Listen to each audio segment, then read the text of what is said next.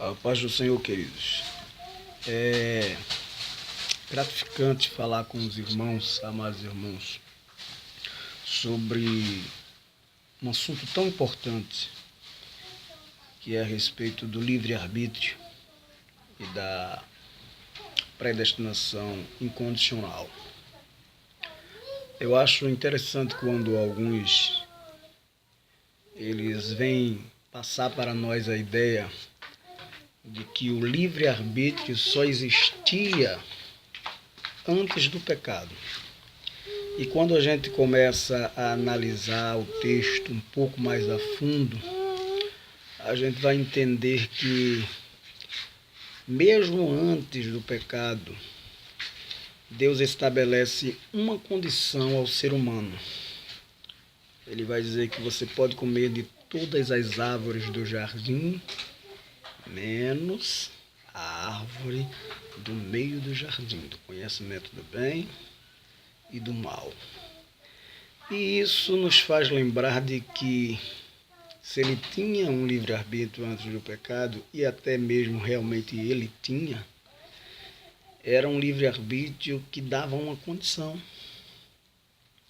E essa condição era justamente a condição de não conhecer o livre-arbítrio plenamente.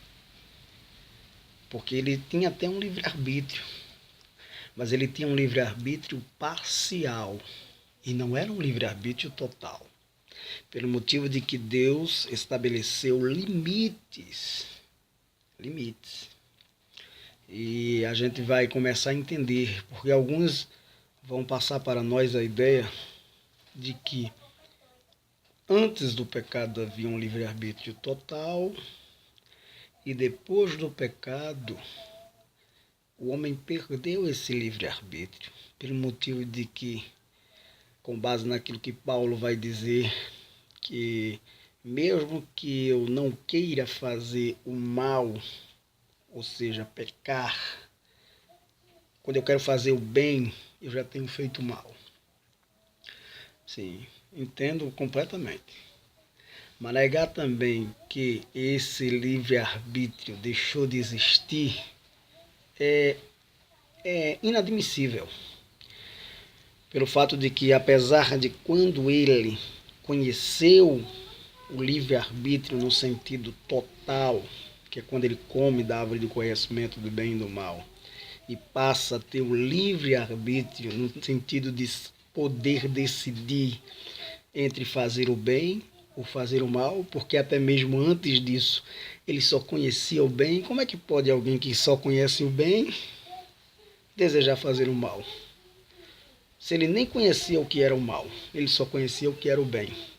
Então, com base nessa questão, a gente vai entender de que o livre-arbítrio passou a existir numa questão total depois de comer do fruto do conhecimento do bem e do mal.